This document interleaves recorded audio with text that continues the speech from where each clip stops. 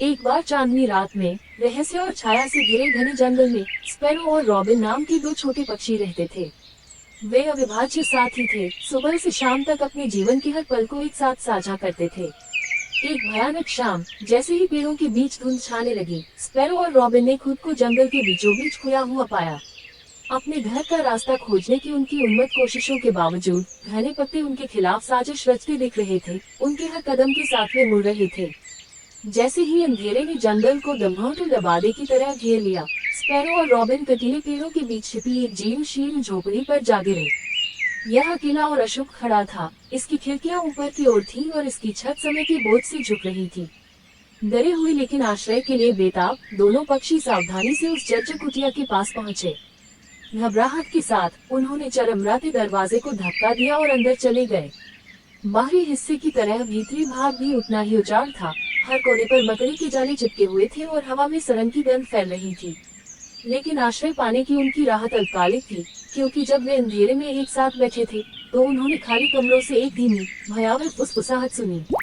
कौन मेरे क्षेत्र में अतिक्रमण करने का साहस कर रहा है?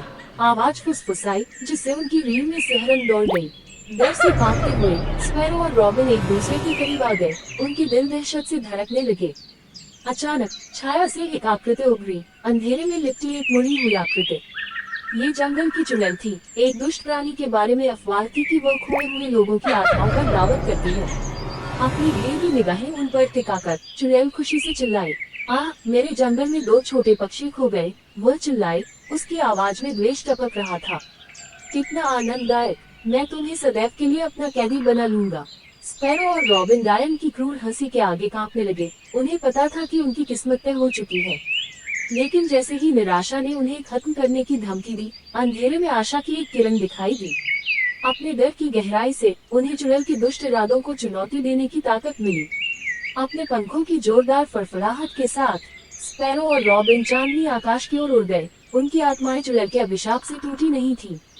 जैसे ही वे रात में गायब हो गए, चुड़ैल की हंसी गुस्से में बदल गई। उसके गुस्से की चीखें पूरे जंगल में गूंजने लगी।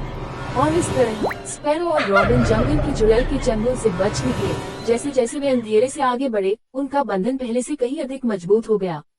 क्योंकि बुराई के सामने भी प्रेम और साहस हमेशा कायम रहेगा।